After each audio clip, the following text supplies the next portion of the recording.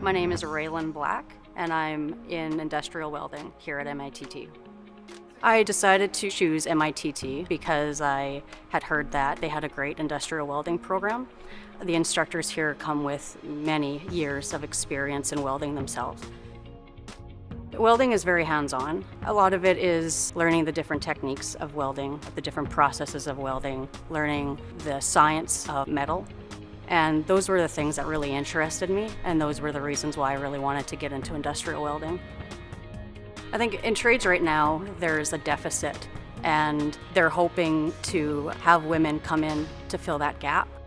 There's good job security, there's good pay in it, and there's a lot of training and education involved in it. I'm very confident that what we're learning here is going to provide us an entry-level job into welding.